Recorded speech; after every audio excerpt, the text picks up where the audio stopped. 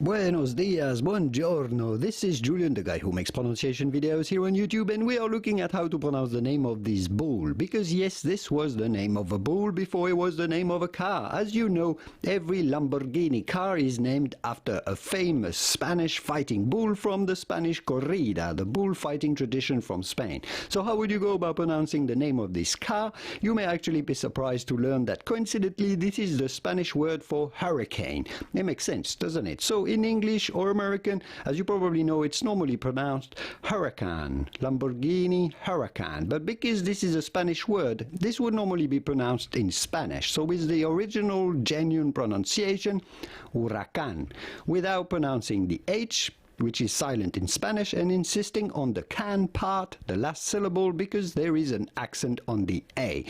Huracán, Huracán. If you want to learn how to pronounce Lamborghini like a real pro, like a real car enthusiast with the typical Italian pronunciation, because of course Lamborghini is an Italian brand, there is a video here just for you, waiting for you. I'll leave you to it, and I will see you soon in the wonderful world of pronunciation and car pronunciations in particular. Arrivederci, ciao, ciao, hasta luego.